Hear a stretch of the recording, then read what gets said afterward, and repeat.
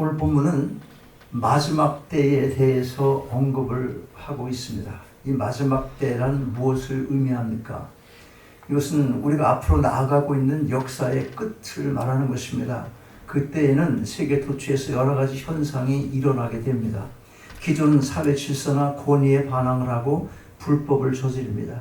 자기를 사랑하고 쾌락을 사랑합니다. 이런 현상들이 마치 인생의 목적처럼 살아갑니다. 기계 문명이 고도로 발전하여 육신적인 삶은 참으로 편해졌습니다. 그러나 이상한 것은 마음은 더 불안하기도 하고 인간 소외의 현상이 일어나고 있습니다. 인간의 위대한 성취도 많지만 헤어나올 수 없을 정도로 좌절감에 사로잡혀 있는 사람들이 우리 주변에 적지 않게 있습니다. 많은 사람들이 불행을 느끼고 마음이 혼란하고 고독한 가운데 좌절되어 있다고 말을 하기도 합니다. 그래서 사람들이 문란한 생활을 하고 마약과 술에 빠지게 되는 현상이 일어나고 있습니다. 한국에 지금 가장 큰 문제가 뭐예요? 마약입니다. 마약. 전 국민이 마약에 노출되어 있는 거예요, 지금. 이러한 현상은 교육을 많이 받고 적게 받은 것과는 아무 관련이 없습니다. 무엇보다도 현저한 시대적 특징이 있는데, 시대적 특징, 그게 뭐냐면 그것은 현대 교육을 받은 많은 사람들에게 있어서 진리라는 객관적인 게 아니라, 진리라는 것이 객관적인 게 아니라 주관적이라는 사실입니다. 모든 것이 나 자신과 관계가 있습니다. 나 자신의 관계에서 해석을 하는 것입니다. 이것이 내게 있어서 실제적으로 영향을 주고 있나? 내가 처해진 상황에 적용이 되고 있는가? 이런 등등의 생각을 먼저 하는 것입니다. 그리고 내가 생각할 때 아니다 하면 아닌 것입니다. 이 세상에 진리가 딱 하나뿐이야? 난 내가 옳다고 생각하는 걸 진리로 믿고 살아. 이렇게 생각들을 하고 있는 것입니다. 그래서 현대 교육 철학에서는 학생들로 하여금 그들 자신이 그와 같은 진리에 대한 경험을 가지도록 안내하는 것일 뿐이다. 그렇게 가르치는 거예요. 따라서 이와 같은 교육 철학은 무서울 정도로 세대 간의 차이를 가져오고 대화의 장벽을 쌓아버리는 비극을 빚어내고 말았습니다. 아이들이 사춘기에 들어서게 되면 부모와 마주 앉아서 이야기하는 것 별로 그렇게 좋아하지 않습니다. 공연은 시간 낭비라고 생각을 하는 거예요. 대학에서 공부하는 학생들, 교수에게 전공 분야의 지식과 기술을 사는 것이지, 학비를 냈으니까 돈 주고 그거 사는 것이지 그 이상의 어떤 지도를 요구하지도 않고 바라지도 않습니다. 요사이 젊은이들은 어른들의 간섭 아주 싫어해요. 그러면서 학생이 학교 행정은 또 참여하고자 하는 거예요.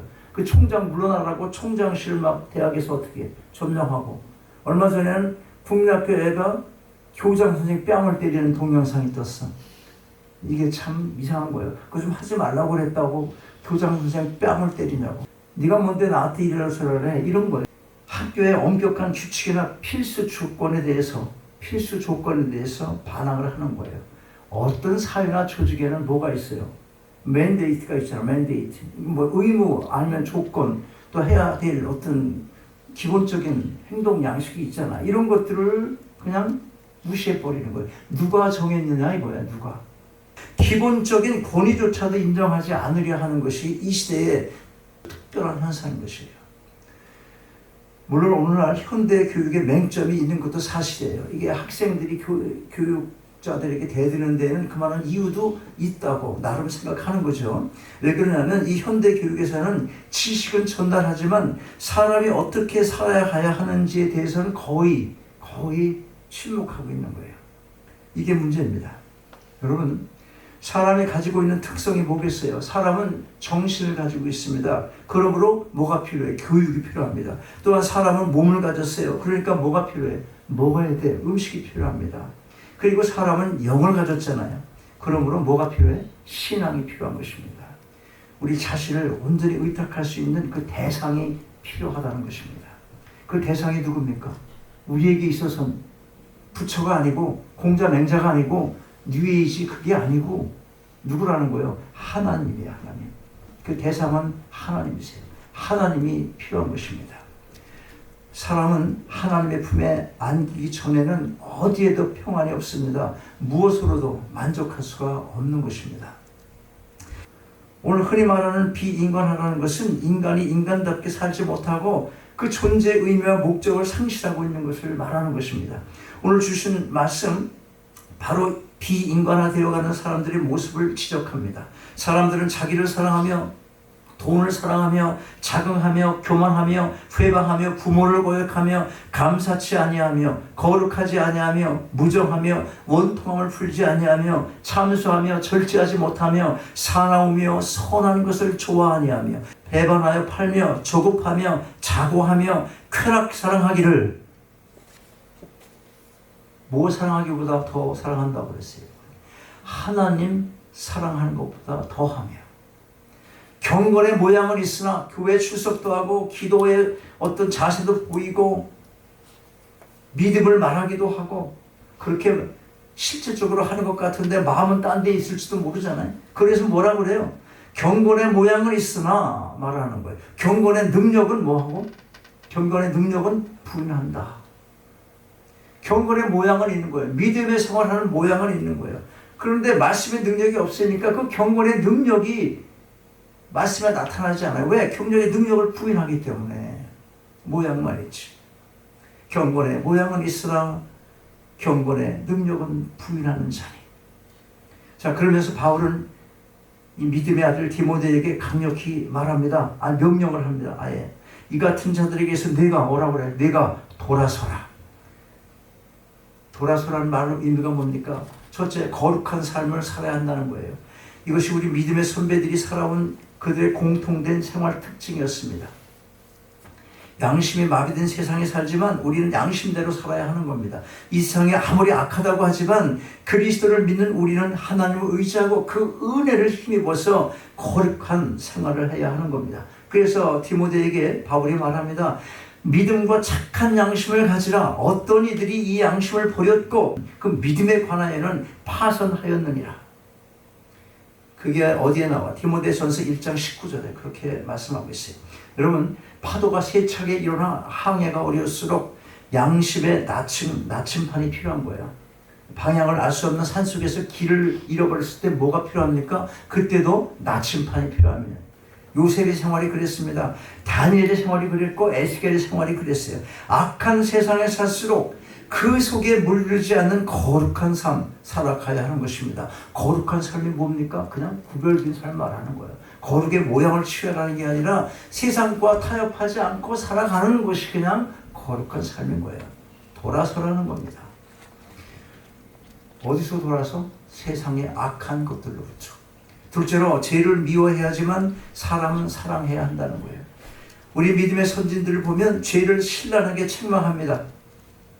죄에 참여하지 않습니다. 그러나 사람들은 불쌍히 여기고 그들의 심령을 구원하기 위해서 애를 썼어요. 사랑과 봉사의 생활을 한다는 것입니다. 악한 세상에서 모든 사람이 죄악에 빠졌다고 그냥 정죄만 한 게 아니라는 거예요. 어떻게든지 그들에게 진리의 등불을 켜고 나아가려고 애를 썼다는 거예요. 세상 것들 더러워. 그런 거 내버려둬. 그러면 안 된다는 거예요. 내가 빛에 대해서 빛을 받아서 그 속에 들어가라 이거예요. 하루 종일 집에 있으면 빛으로 살아 안 살아? 못 사는 거예요. 하루 종일 난 방구석 뭐 해? 너무 좋아. 자기 발전도 책을 읽어서 해야 될 때가 많이 있고 유튜브에서 좋은 정보를 얻어서 내 발전을 이루어 가야 되는 거예요. 그런데 그것만 하고 있으면 무엇하나? 전달이 돼야지. 중요하단 말이죠. 그래서 균형을 이루어 가야 한다는 겁니다. 사랑과 봉사와 그런 헌신적인 삶을 이 땅에서 보여줘야 한다는 거예요. 예레미야 보세요. 그가 얼마나 그 당시 죄악을 책망합니까? 왕들의 죄를 책망했어요. 백성들의 죄악을 책망했어요. 제사장들의 죄를 책망했습니다. 백성들의 음란과 사치, 불의와 거짓, 여러 가지 우상 숭배를 책망했어요. 그러나 그가 얼마나 백성을 사랑하고 그들과 같이 울면서, 그래서 눈물의 선지자라고 말하는 거예요. 운명을 같이 하며 그들을 죄 가운데서 구원하기 위해 애썼는가를 보게 되는 것입니다. 죄는 미워하되 사람은 사랑할 줄 아는 것, 그것이 너는 이 같은 자들에게서 돌아서라는 그 권면 속에 포함되어 있는 한 가지인 것입니다. 자, 셋째로, 역경을 경험할 때 감사함과 기쁨을 잃지 말아야 하는 거예요. 물이 흐르는 대로 떠내려가면 문제될 게 아무것도 없습니다. 그러나 거슬러 올라가면 어려운 일이 많잖아요. 핍박이 있어요. 그러나 그 어려운 환경 가운데서도 하나님의 은혜를 힘입어서 오히려 마음속에 기쁨이 충만하고 하나님께 감사의 생활을 하게 되는 것입니다. 그래서 사도 바울 우리가 환난 중에도 즐거워하나니 환난은 인내를, 인내는 연단을, 연단은 소망을 이루는 줄 알미로다. 그렇게 말합니다. 또한 빌립보 교인들에게도 편지하면서 주 안에서 항상 기뻐하라. 내가 다시 말하노니 기뻐하라. 그렇게 기록하고 있습니다. 사도 베드로도 그 당시 그리스도인에 대한 핍박 때문에 나그네 된 성도들에게 편지하면서 베드로전서 1장 8절에서 이렇게 말합니다. 예수를 너희가 보지 못하였으나 사랑하는도다. 이제도 보지 못하나 믿고 말할 수 없는 영광스러운 즐거움으로 기뻐하니. 그들이 역경 가운데서 고난을 겪지만 그러나 그렇다고 해서 그들의 그 믿음이 위축되지 않았던 것입니다. 언제든지 그 심령 속에서 자유가 있었고 평강이 있었고 즐거움이 있었고 감사와 만족이 있었던 것입니다. 유다 말기에 살았던 하박국 선지자는 그 당시 어려운 가운데서 장차 그 민족이 멸망당할 상황을 내다보면서도 이런 노래를 했어요. 아주 유명한 말씀이에요. 하박국 3장 17절입니다. 비록 무화과 나무가 무성치 못하며 포도나무에 열매가 없으며 감람나무에 소출이 없으며 밭에 식물이 없으며 우리의 양이 없으며 애양간에 소가 없을지라도 나는 여호와를 인하여 즐거워하며 나의 구원의 하나님을 인하여 기뻐하리로다. 어려움이 많이 있지만 그 마음속에는 언제나 기쁨과 즐거움이 충만해 있었던 것입니다. 힘드세요? 힘이 드십니까? 그러나 감사와 기쁨을 잃지 마시기 바랍니다. 넷째는 창조적인 삶을 살아야 돼요. 우리 믿음의 선배들이 살아가는 것을 볼 때 그 당시에는 미미한 생활같이 보였습니다. 그러나 지나고 보면 놀라운 새 역사를 창조하는 생활을 했습니다. 아브라함의 생활이 그랬어요.